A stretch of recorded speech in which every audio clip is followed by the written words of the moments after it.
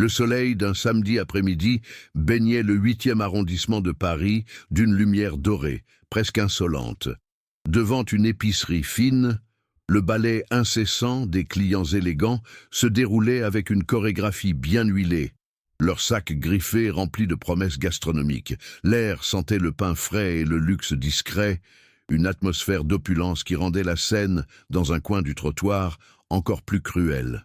Assis sur un simple morceau de carton, une jeune femme et son petit garçon semblaient avoir été effacés du paysage. Un tableau vivant de la misère silencieuse que la richesse s'obstine à ne pas voir.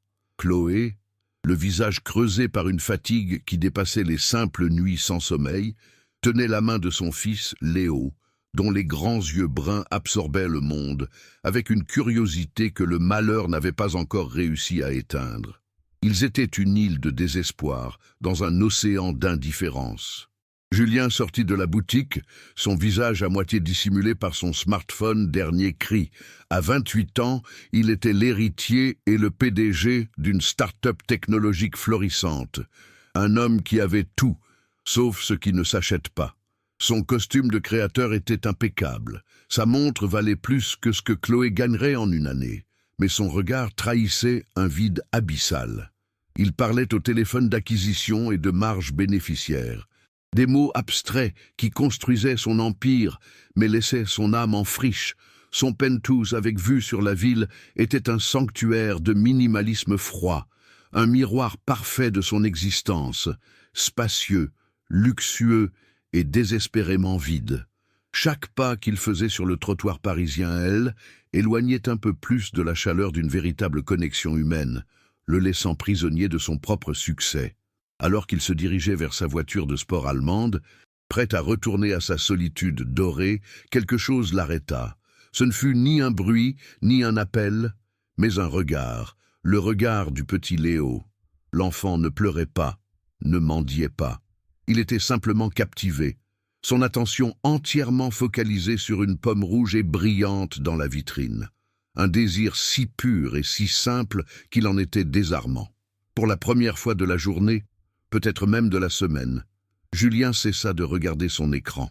Ce regard d'enfant, dénué de jugement ou de pitié, traversa les couches de son armure cynique et frappa quelque chose en lui, un endroit qu'il avait oublié. Il sentit une honte sourde monter en lui, la honte de sa propre vie opulente et vaine, face à la dignité de cette mère, et au souhait si modeste de son fils. Il mit fin à son appel d'un geste sec, le téléphone glissant dans sa poche comme s'il brûlait. Le bruit de la ville, les klaxons, les conversations, tout s'estompa. Il n'y avait plus que ce petit garçon et cette pomme.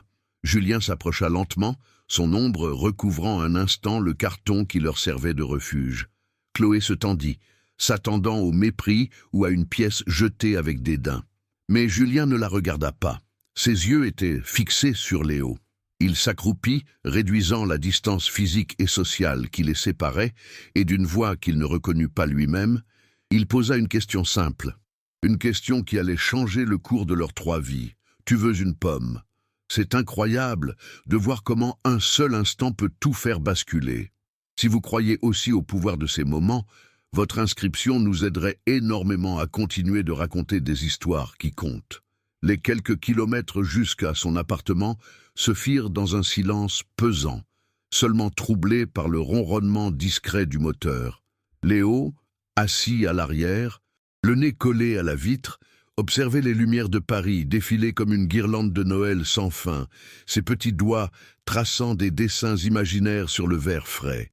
Chloé, elle, restait figée, les mains crispées sur son sac usé, n'osant à peine respirer l'air parfumé du cuir de la voiture.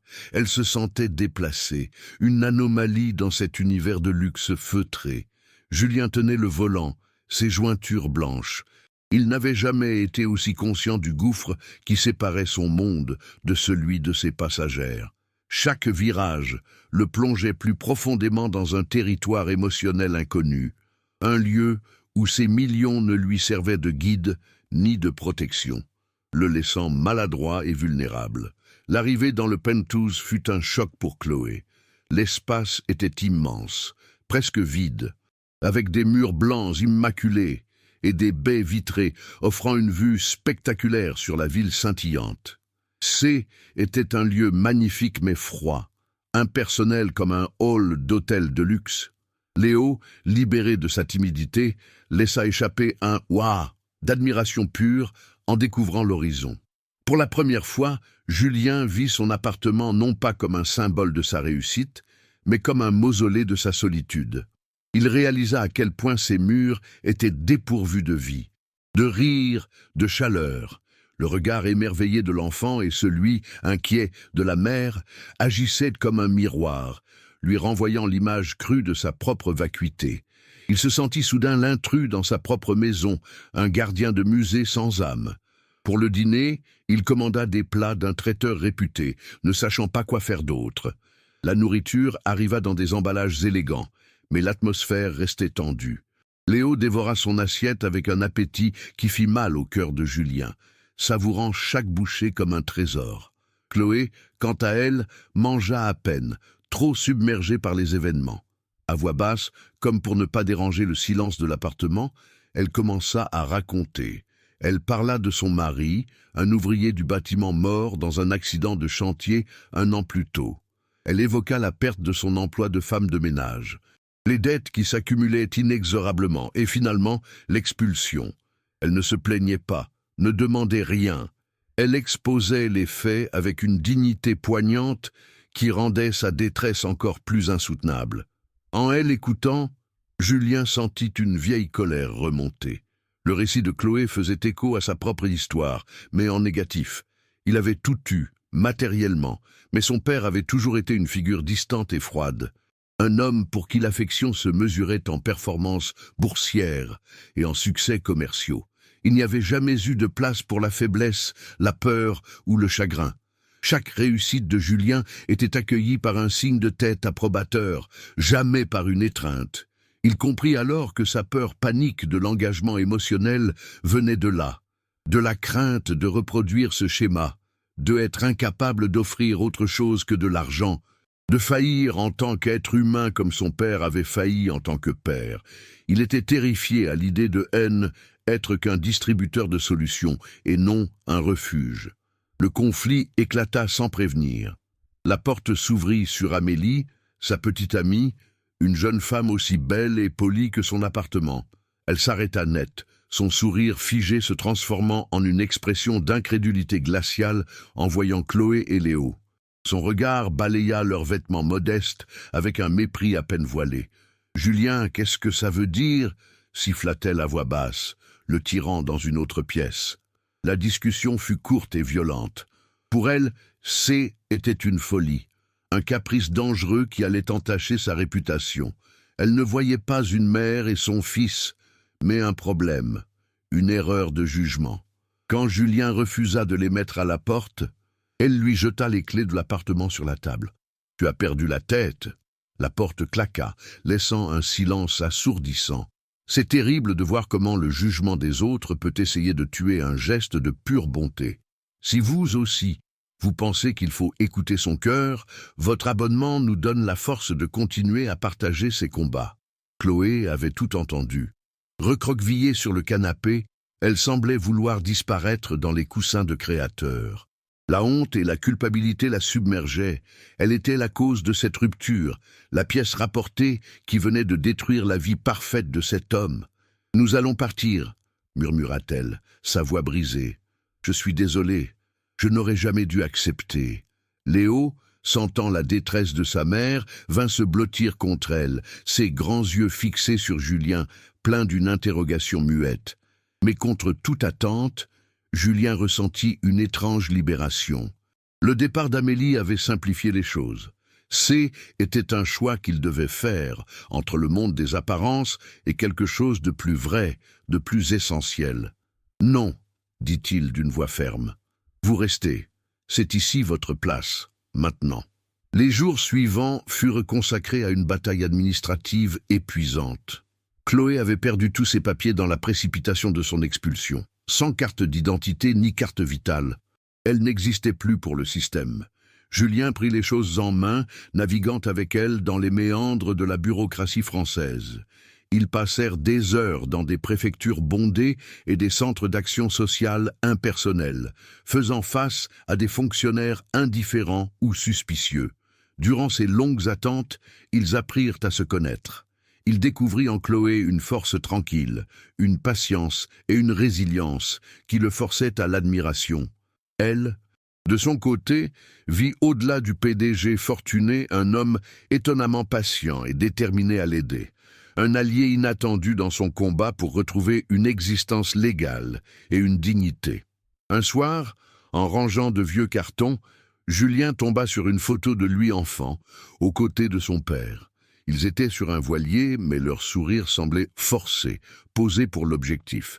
Il se souvint de ce jour. Son père lui avait expliqué la valeur de l'actif, pas celle du moment partagé. Il réalisa que toute sa vie avait été une quête désespérée pour l'approbation de cet homme, une course sans fin sur une piste qu'il n'avait pas choisie. Puis, son regard se posa sur Léo, qui jouait silencieusement dans le salon avec son petit camion cassé, entièrement absorbé. Une émotion puissante le saisit. Il voulait offrir à cet enfant tout ce qu'il n'avait jamais eu. Une présence, une sécurité affective, le droit d'être simplement un enfant. Parfois, il faut regarder le passé en face pour comprendre qui l'on veut devenir. C'est un chemin difficile et le soutien de personnes comme vous, qui s'inscrivent à notre chaîne, rend tout cela possible. Une nuit, des pleurs étouffés réveillèrent Julien. Léo faisait un cauchemar. Il se leva et trouva Chloé, épuisée, essayant de calmer son fils en le berçant. D'un geste instinctif, Julien s'approcha. « Laisse-moi faire », dit-il doucement. Chloé, surprise, hésita puis accepta. Julien s'assit sur le bord du lit et, ne sachant que dire, il commença à lui raconter une histoire improvisée, l'aventure d'un petit robot perdu dans une grande ville qui cherchait une famille. Sa voix était maladroite, mais douce. Peu à peu, les sanglots de Léo s'apaisèrent, et il finit par s'endormir, sa petite main agrippée à celle de Julien.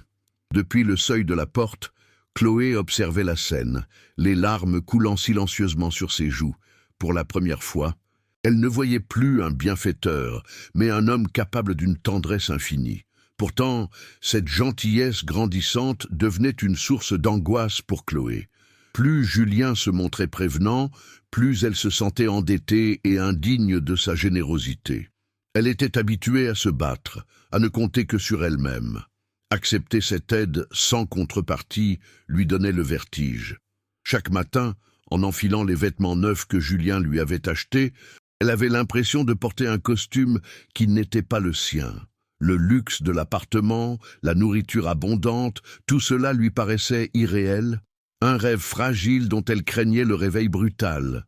La peur d'être un fardeau, de le lasser, de le voir un jour regretter son geste impulsif, la rongeait de l'intérieur, la poussant à envisager la fuite comme seule issue honorable.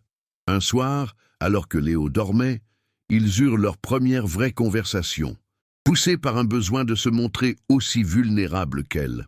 Julien lui avoua se sentir comme un imposteur à la tête de son entreprise, écrasé par l'héritage d'un père qui ne l'avait jamais vraiment vu. Il parla de sa solitude, de ses fêtes mondaines où il se sentait invisible au milieu de la foule. Touchée par sa sincérité, Chloé se livra à son tour. Elle lui parla de son mari, de leur petite vie simple mais heureuse, des rires qui emplissaient leur modeste appartement.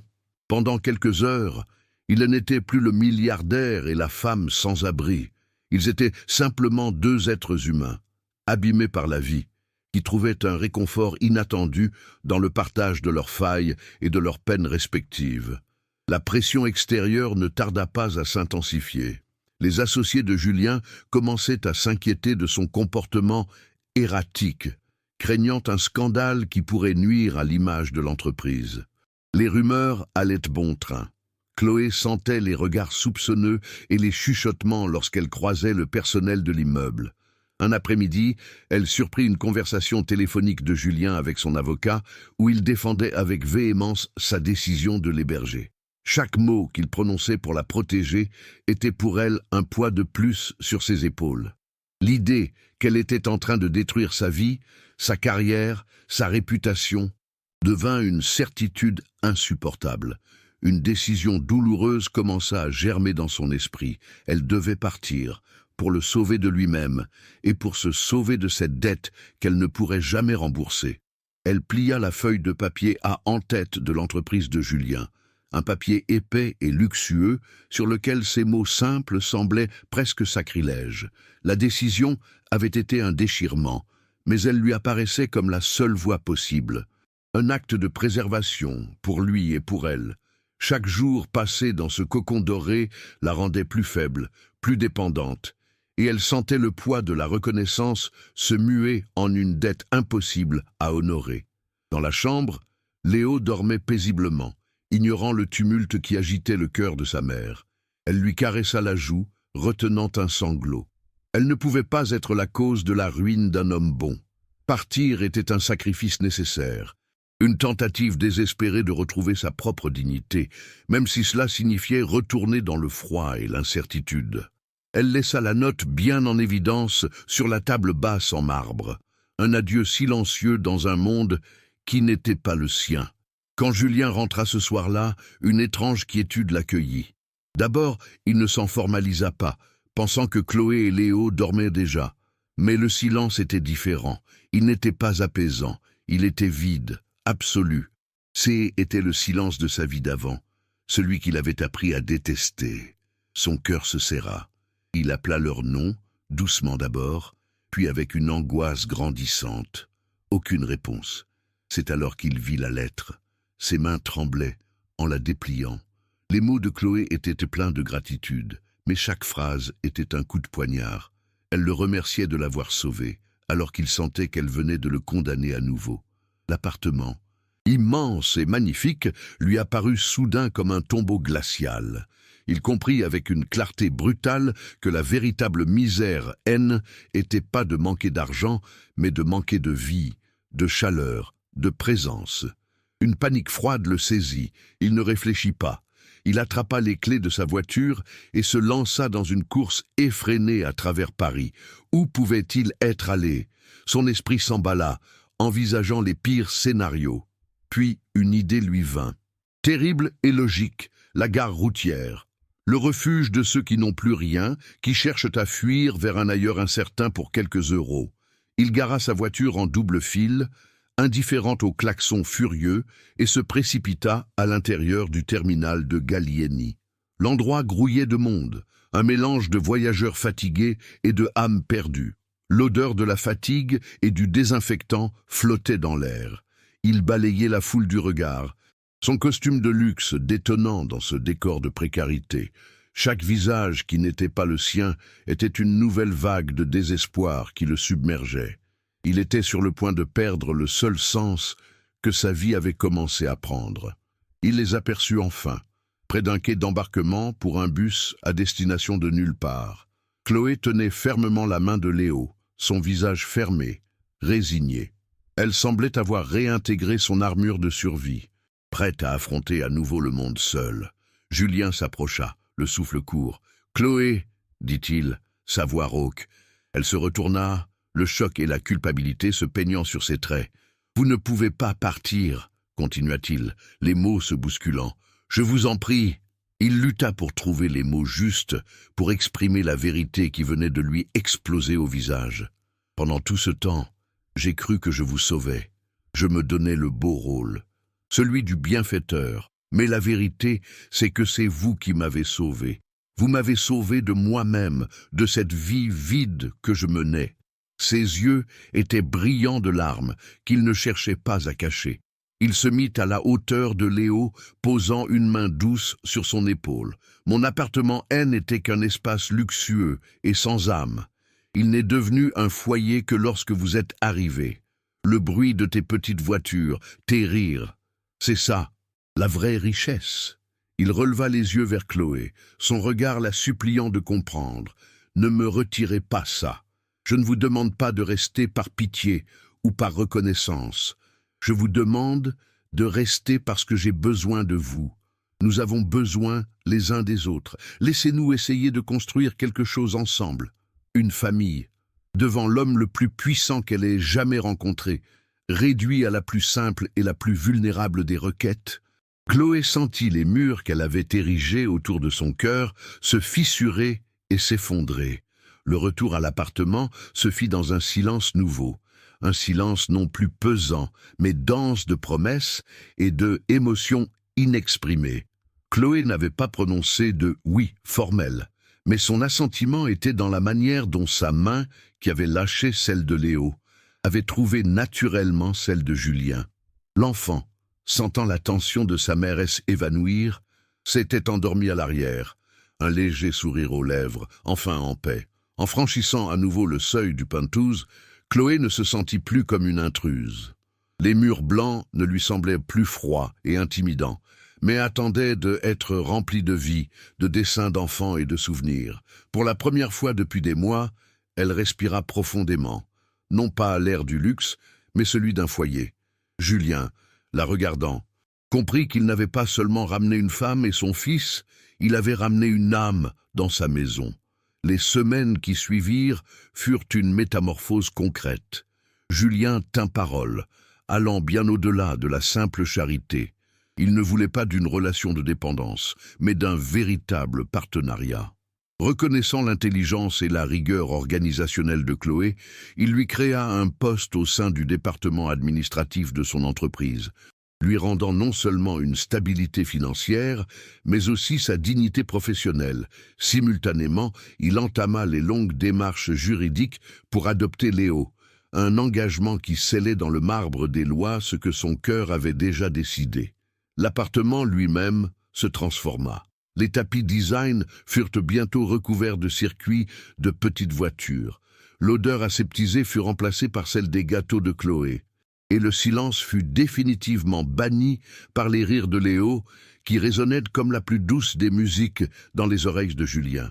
Cette transformation intérieure irradia bien au-delà des murs de son foyer. Julien comprit que son but était plus d'accumuler une fortune pour combler son vide, mais de l'utiliser pour combler celui des autres. Il restructura une partie de son entreprise pour créer une fondation dédiée à la lutte contre le sans-abrisme familial. Mettant à profit son sens des affaires et son réseau, il ne se contenta pas de signer des chèques. Il s'impliqua personnellement, concevant des programmes de réinsertion professionnelle et finançant la construction de petits centres d'accueil à taille humaine, loin des dortoirs impersonnels. Il découvrit une satisfaction bien plus profonde, en coupant le ruban d'un de ces refuges qu'en finalisant une acquisition à plusieurs millions d'euros. Sa richesse avait enfin trouvé son véritable sens. Elle était devenue un outil au service de la connexion humaine. 5 ans plus tard, un dimanche après-midi, la scène était d'une simplicité désarmante. Julien apprenait à Léo, désormais âgé de 11 ans, à faire du vélo dans un parc parisien, sous le regard tendre de Chloé. Il n'y avait plus de costume de créateur ni de désespoir silencieux, juste le bonheur ordinaire d'une famille unie. En voyant son fils élancer enfin, sans les petites roues, un cri de joie pure échappant de ses lèvres, Julien sentit une gratitude immense l'envahir. Il avait fallu qu'il perde tout ce qu'il croyait important pour gagner ce qui comptait vraiment. Leur histoire était la preuve qu'un seul regard, un seul geste d'empathie peut non seulement sauver une vie, mais en créer une nouvelle, plus riche et plus vraie. C'est pour continuer à croire en ces miracles du quotidien que votre soutien est si précieux. Chaque abonnement nous aide à partager ces récits qui redonnent foi en l'humanité.